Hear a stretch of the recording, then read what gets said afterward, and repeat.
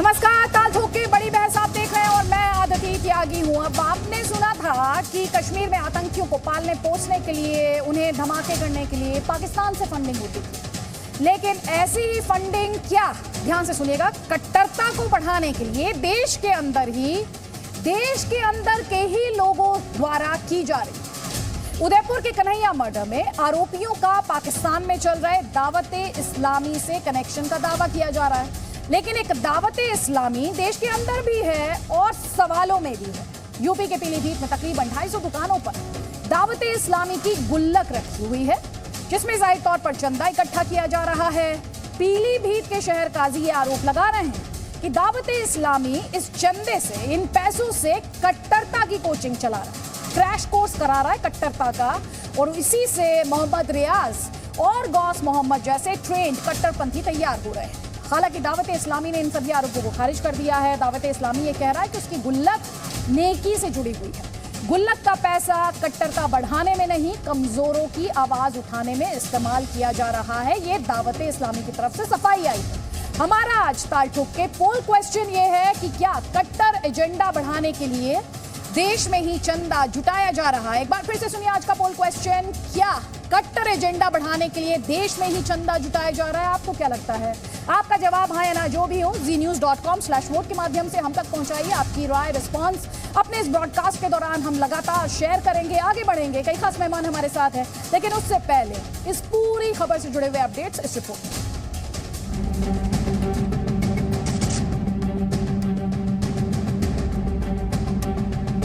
85 लाख रुपए इकट्ठा करके इस तंजीम कहां पर खर्च कर रही है? गोलक के नाम पर, डोनेशन के नाम पर।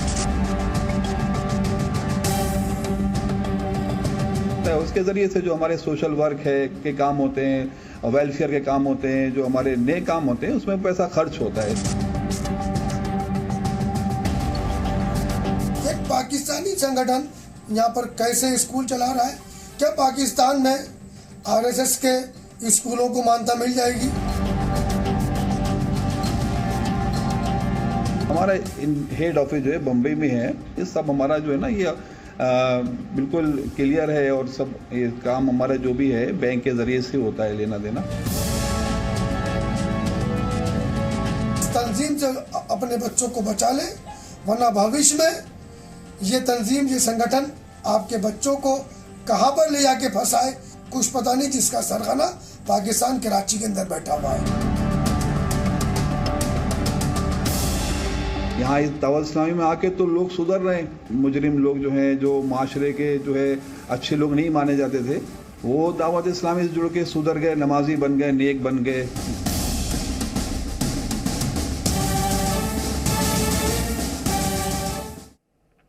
तो पीलीभीत में चंदा जुटा रहा दावते इस्लामी, क्या उसी दावते इस्लामी की इंडियन फ्रेंचाइजी है जो पाकिस्तान में चल रहा है, और जिसके सिर पर पाकिस्तान में कई तरह के संगीन इल्जाम भी हैं? पीलीभीत के शहर काजी के इल्जाम और दावते इस्लामी की सफाई हम आपको फिर से सुनाएंगे, लेकिन उससे पहले उदयपुर मामले में आज की 3 खबरें हैं। तीनों खुलासे सिलसिलेवार तरीके से आपको दिखा देते हैं। पहली खबर तो यही है कि कट्टरता की गुल्लक पर, जिसके बारे में अभी हमने आपको बताया, सवाल उठ रहे हैं क्या देश में कट्टरता को बढ़ाने के लिए इस गुल्लक में पैसे जमा किए जा रहे हैं। दूसरी बड़ी खबर है खुफिया एजेंसियों के हवाले से, जिसके मुताबिक देश में 5 कट्टर संगठनों ने 1500 से ज्यादा सोशल मीडिया ग्रुप्स को एक्टिव रखा है, और ये social media groups WhatsApp, Twitter, Facebook पर कट्टरता के एजेंडे को हवा दे रहे हैं। इन ग्रुप्स में कई सरहद पार के मेंबर्स हैं।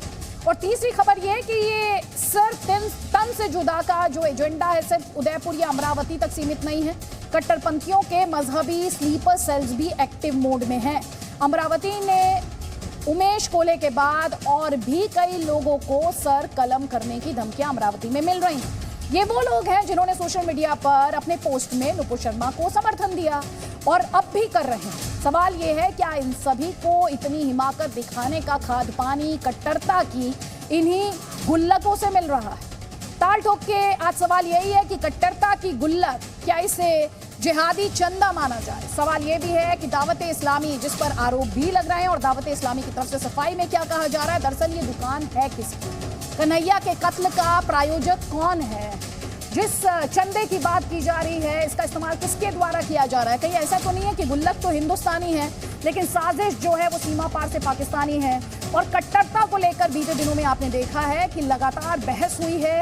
हमने जी न्यूज के माध्यम से गंभीर बहस की कोशिश की है, गंभीरता के साथ बहस की कोशिश की, और बड़ा सवाल ये भी उठ रहा है कि भारत में कट्टरता के कितने हेडक्वार्टर्स हैं। मेरे सहयोगी प्रमोद शर्मा और इन्फॉर्मेशन के साथ हमारे साथ जुड़ेंगे अब से बस थोड़ी ही देर बाद। कई खास मेहमान हमारे साथ हैं। हमारे साथ अजय आलोक हैं, पॉलिटिकल एनालिस्ट हैं। हमारे साथ रतन शारदा जी हैं, आरएसएस समर्थक हैं। आपको स्क्रीन पर एआईएमआईएम के प्रवक्ता सैयद असीम वकार भी नजर आ रहे हैं। लेकिन मेरा पहला सवाल यही है अजय आलोक, ये जो कट्टरता की गुल्लक है, इससे किसकी फंडिंग हो रही है? क्या ये कट्टरता की ही गुल्लक है? ये भी सवाल है। देखिए, निश्चित तौर पे ये देश में कोई नया नहीं हो रहा है। पहले इंटरनेशनल फंडिंग से लेके हमने अरब से फंडिंग, वहाबियों की फंडिंग, हर तरह की फंडिंग देखी है। और अब ये कट्टरता धीरे धीरे इतनी फैल चुकी है कि ये लोकल लेवल पे भी फंडिंग इसकी हो रही है। और ये निश्चित तौर पे धार्मिक कट्टरता को कहीं ना कहीं बढ़ावा दे रही है। हमारी सुरक्षा एजेंसी, पहले ये एनजीओ के माध्यम से भी फंडिंग होती थी, ये भी जानकारी में आई तो एनजीओ को बैन किया गया। अब है कि सुरक्षा एजेंसी के साथ साथ समस्त जनता को भी जागरूक होना पड़ेगा कि ऐसे कट्टर धार्मिक लोग हैं कौन, जिसकी फंडिंग करके, उन्मादी करके समाज में एक ऐसा विद्वेष फैलाना चाहते हैं। और ये अपनी नई पौध को भी उसी तरह कट्टर बनाते जा रहे हैं। चाहे वो, मैं सब मदरसों की तो बात नहीं करूंगा, लेकिन हाँ, कुछ मदरसे तो बिल्कुल हैं जो सिर्फ कट्टरता ही फैला रहे हैं, उनकी फंडिंग हो रही है। तो स्टेट फंडिंग भी होती है मदरसों की, तो सरकारों की जिम्मेदारी बनती है और हर नागरिक की जिम्मेदारी बनती है कि अगर बगल कुछ ऐसा माजरा चल रहा हो तो बिल्कुल अधिकारियों को सूचित करना चाहिए। क्योंकि ये देश में जिस तरह से जा रहा है माहौल, ये बनाना कंट्री बनने में समय नहीं लगेगा। और ये कट्टरता सिर्फ पैसे तो उसका एक माध्यम है। इस कट्टरता से ये करना क्या चाहते हैं? धर्म का प्रचार कट्टरता के माध्यम से तभी होता है जब उसमें हिंसा का एंगल हो। तो इन सब चीजों को सबको गौर से देखना है। ये कोई छोटी मोटी बहस नहीं है, इसमें व्यापक चर्चा होनी चाहिए और समाज के व्यापक लोगों को इससे जुड़ना चाहिए। सिर्फ सरकार की जिम्मेदारी नहीं है। आप कह रहे हैं इस पर व्यापक चर्चा होनी चाहिए, लेकिन जब जब ऐसे मुद्दों पर चर्चा होने लगती है तो सियासत हावी होने लगती है। सैयद असीम वकार, अभी जो पॉइंट अजय आलोक ने उठाए, ये कट्टरता कौन बढ़ा रहा है? ये जो आरोप लग रहे हैं कि जो चंदा है उसका इस्तेमाल कट्टरता वाले एजेंडे को आगे बढ़ाने के लिए किया जा रहा है, कट्टरता के एजेंडे को आगे बढ़ाने के लिए किया जा रहा है, उस पर आप क्या कहेंगे सर? राजनीति भी तो खाद पानी का काम करती है लगातार। देखिए, सबसे पहले तो मैं लगातार कई दिन से, जब से उदयपुर वाली घटना घटी है, मैं, मेरी पार्टी, हमारे राष्ट्रीय अध्यक्ष ये बात कह रहे हैं कि हम उसकी बहुत कड़े अल्फाजों में मजम्मत करते हैं।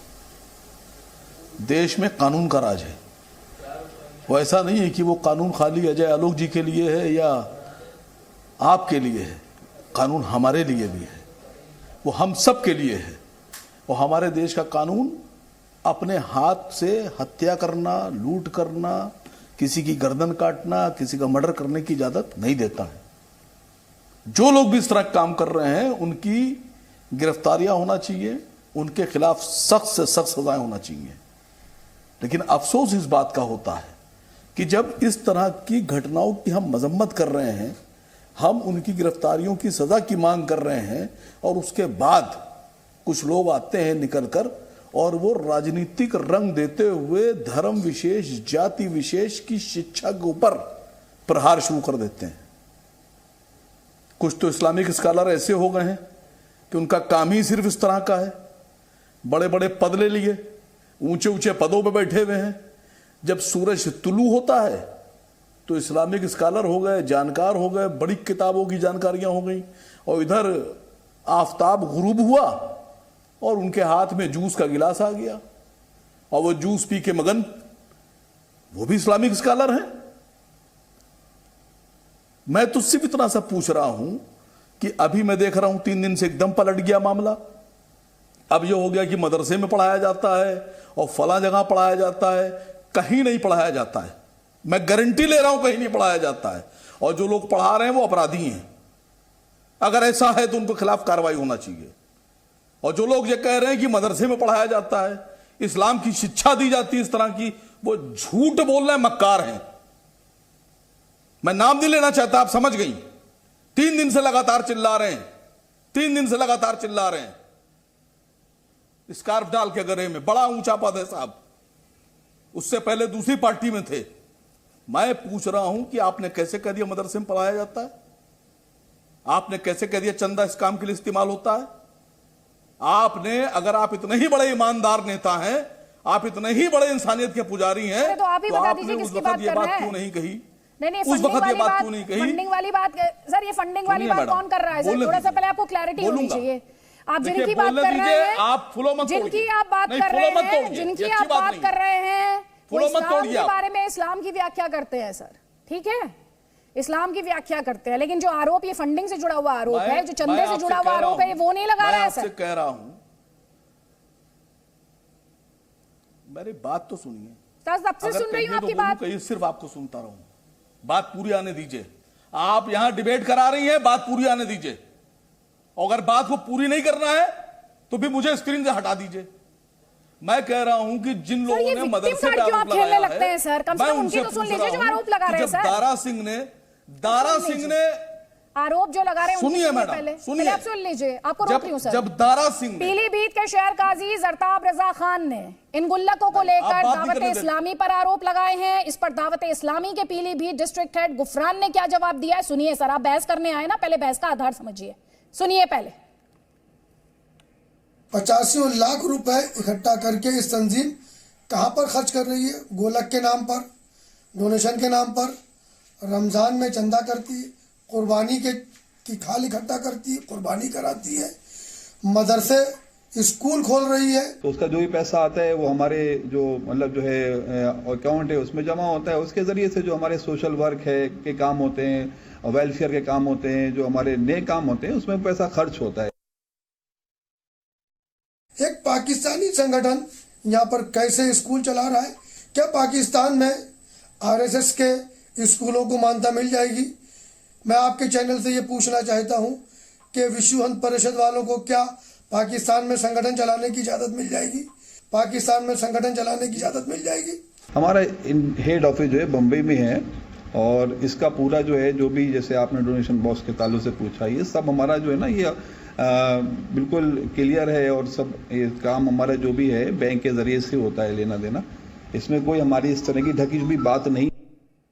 इस तंजीम से अपने बच्चों को बचा ले, वरना भविष्य में ये तंजीम, ये संगठन आपके बच्चों को कहां पर ले जाके फंसाए, कहां पर मरवाए, किस जगह इस्तेमाल करे, कुछ पता नहीं। जिसका सरगना पाकिस्तान कराची के अंदर बैठा हुआ है। यहाँ इस दावत इस्लामी में आके तो लोग सुधर रहे हैं। बड़े बड़े जो है वो मतलब मुजरिम लोग जो हैं, जो माशरे के जो है अच्छे लोग नहीं माने जाते थे, वो दावत।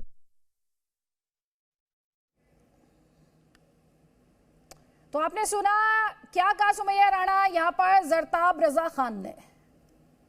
वो सवाल उठा रहे सीधे तौर पर, जो पैसा है उसका कहां इस्तेमाल किया जा रहा है। उनका एक नहीं कई आरोप हैं, लेकिन फिर सवाल यही आता है कि राजनीति इस पर खाद पानी का जो काम करती है, राजनीति इसमें वोट साधने का जो काम करने लगती है, कहीं ना कहीं देश की सुरक्षा उससे अंडरमाइन तो नहीं होती है, उस पर प्रहार तो नहीं होता?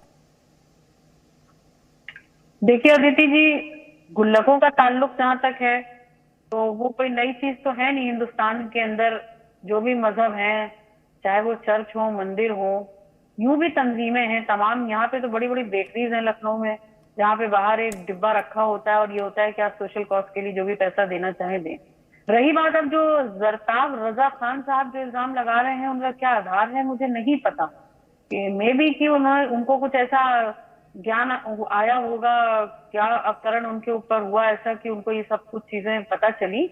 बहरहाल देश के अंदर कानून है, इतना बड़ा संविधान है, भारतीय जनता पार्टी की इतनी बेहतरीन सरकार है, ढूंढ के निकालना चाहिए, लेकिन ईमानदारी से निकालना चाहिए कि ये जो संगठन है ये एक्चुअली किसके लिए काम कर रहा है। लेकिन मैं एक बात आपकी जानकारी के लिए बढ़ा दूं कि ये फंडिंग का जो बहाना करके एक पर्टिकुलर मजहब को बदनाम करने की कोशिश कर रहे हैं, वो कोई भी हो सकता है वो हमारे अंदर के ही लोग हों, हो सकता है वो बाहर के लोग हों, लेकिन जिस कौम में ऑलरेडी 2.5% सालाना ज़कात का एक कॉन्सेप्ट ऑलरेडी मौजूद है, तो ऐसा नहीं है कि वो गलत कामों के लिए इस्तेमाल होता है। आपको मालूम है कि वो 2.5% बहुत होता है, और हिंदुस्तान में मुसलमानों की आबादी के हिसाब से अगर उसका निकाला जाए तो मुझे लगता है बहुत ज्यादा बड़ी रकम है वो। आप सवाल पूछ रही थी ना जरताब रजा खान से कि उन्हें ज्ञान की प्राप्ति कैसे हुई है, उन्हीं से पूछ लेते हैं, क्योंकि इस वक्त जरताब रजा खान हमारे साथ हैं। और जरताब रजा खान जी, बहुत बहुत स्वागत है सर। यहाँ मैडम पूछ रही हैं, सुमैया जी पूछ रही हैं, आपको ये ज्ञान की प्राप्ति कैसे हुई?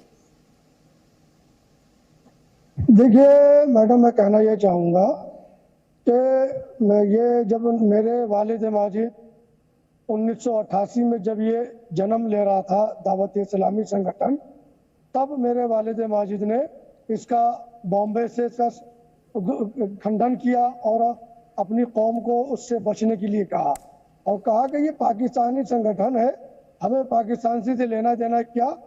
और थोड़ा सा बैक में जाना चाहूँगा मैडम कि 1936 में जब हिंदुस्तान का बंटवारा हो रहा था, मेरे ग्रैंडफादर मौलाना अशमत अली खान बहुत बड़े स्कॉलर थे, बहुत बड़े स्पीकर थे।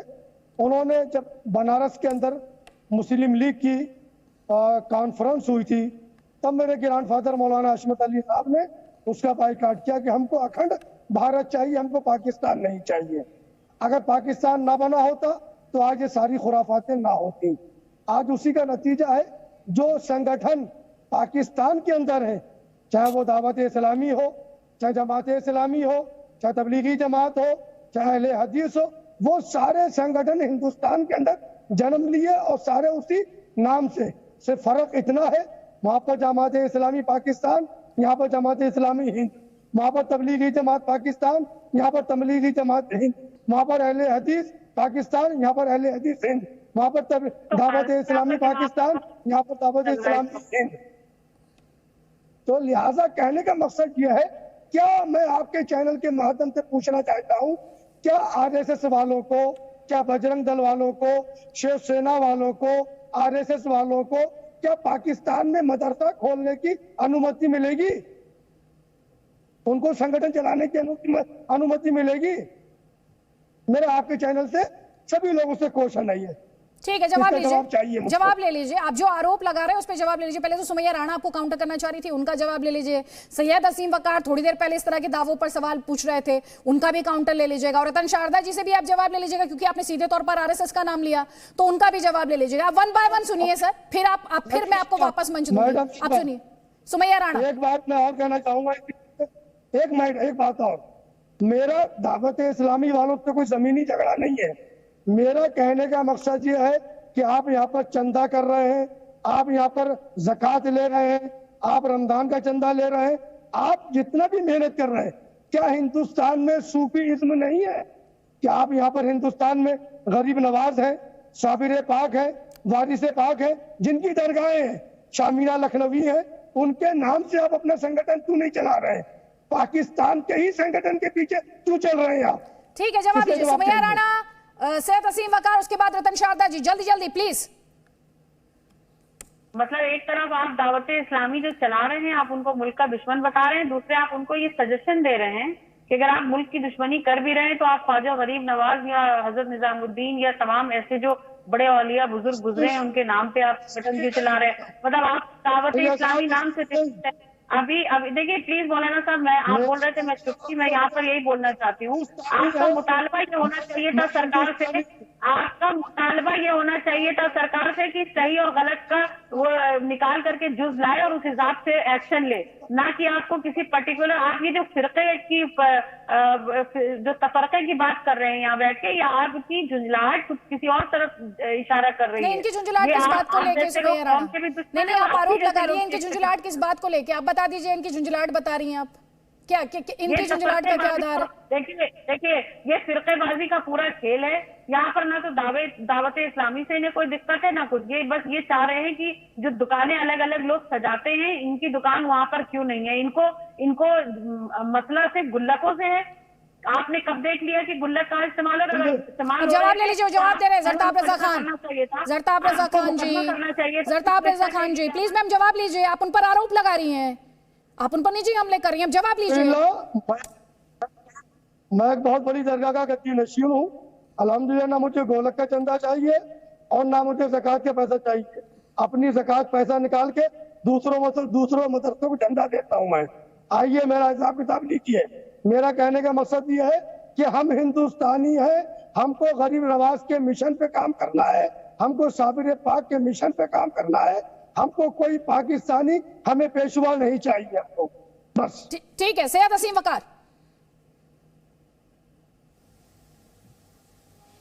देखिए मैडम, सबसे पहली बात तो आपसे शिकायत दर्ज करा दूं।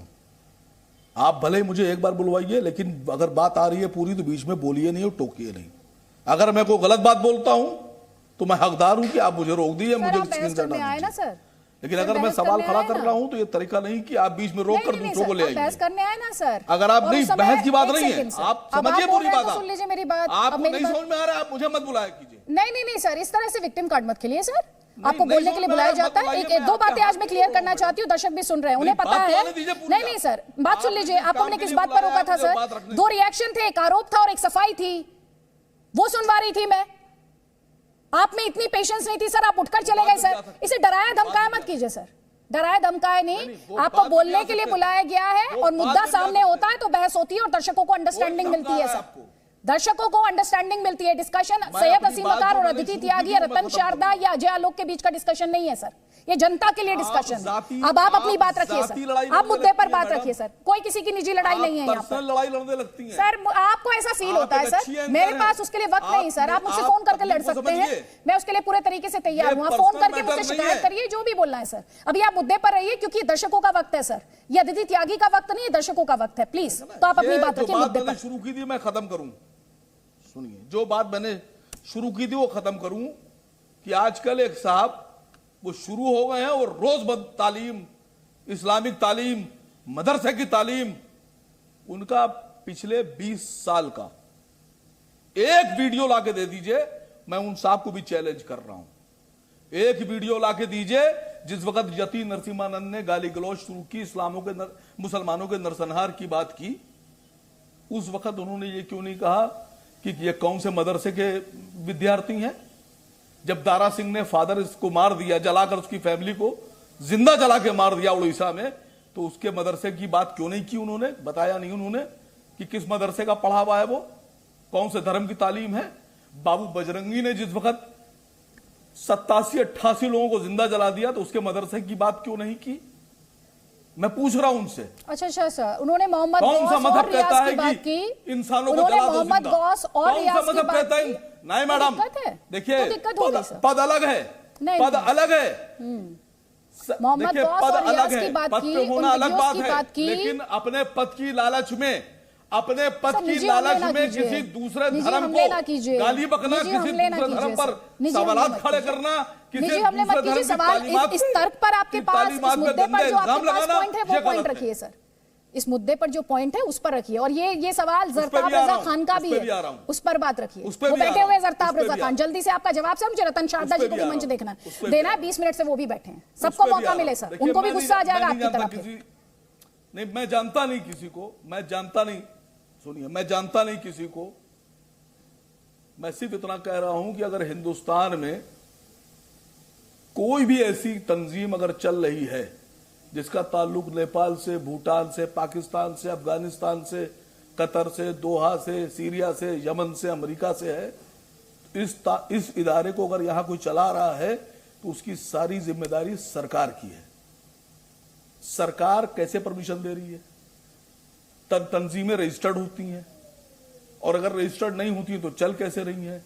सरकार के पास लोकल इंटेलिजेंस होती है, सरकारी भी होती है और गैर सरकारी इंटेलिजेंस भी होती है। मोहल्लों में मुखबिर भी होते हैं, उन मुखबिरों से डायरेक्ट थाने टच में होते हैं, डायरेक्ट एसएसपी टच में होते हैं। कैसे बाहर की तंजीमें यहां चल रही हैं, उसकी जिम्मेदारी आसिम वकार की है। अगर कोई तंजीम कहीं चल रही है तो आसिम वकार उसको बंद कराएंगे या सुमैया राणा बंद कराएंगी? कौन बंद कराएगा? और जिसके पास जानकारी है उससे आप ले नहीं रहे। मैटर ये नहीं है, मैटर ये है कि जिसके पास सरकार है, जिसके पास इस बात की जिम्मेदारी है कि वो बाहर की एजेंसीज, बाहर की सोसाइटीज, बाहर की संस्थाओं को यहां ना चलने दे, उनकी जांच करे।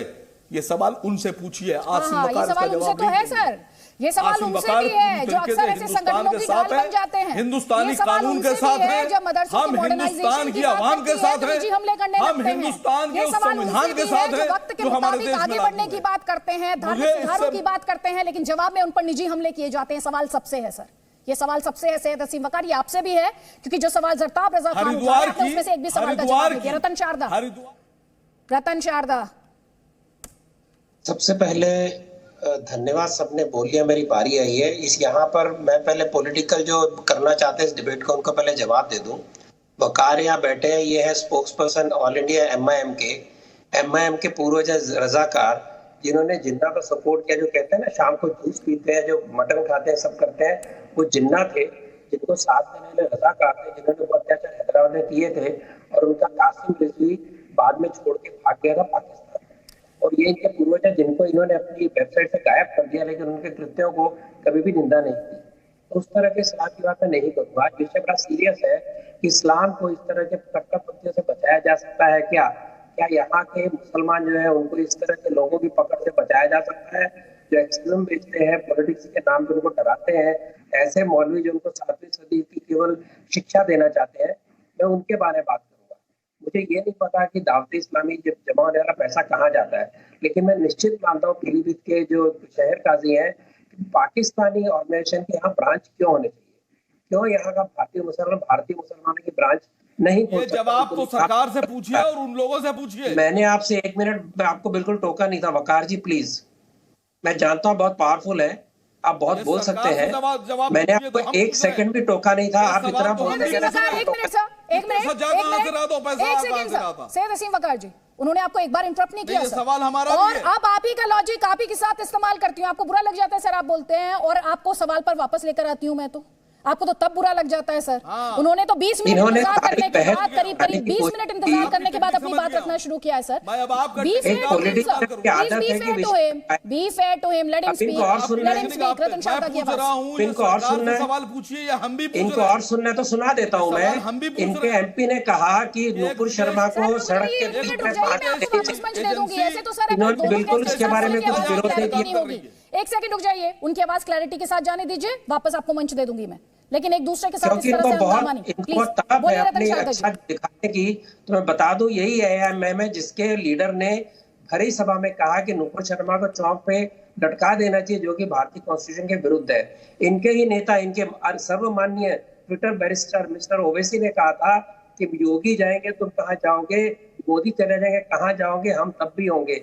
ऐसे लोग हमें बताएंगे कि इस्लाम कहाँ जा रहा है। मेरी कृपया आपसे रिक्वेस्ट है, ये बहस केवल एक्सट्रीमिज्म पर रहने दीजिए, पॉलिटिक्स न लाए।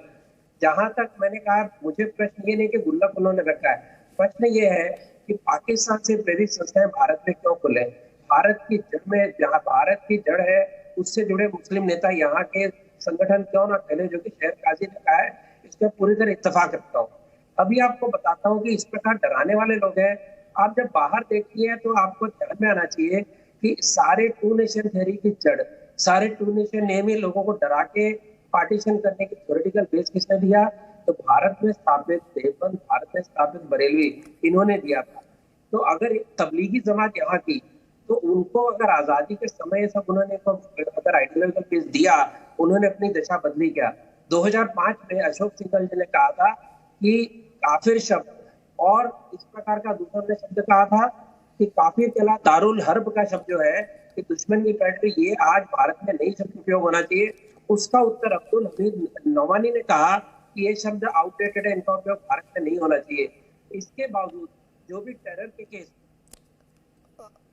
आवाज नहीं उनकी पहुंच पा रही है, उस टेक्निकल खामी को फिक्स कराएंगे। मेरे सहयोगी प्रमोद शर्मा हमारे साथ हैं। प्रमोद शर्मा, यहाँ पर दावत इस्लामी को लेकर जो तफ्तीश है उसमें क्या बड़ी बातें सामने आ रही हैं, जल्दी से बताइए, अब तक की तफ्तीश क्या कहती है?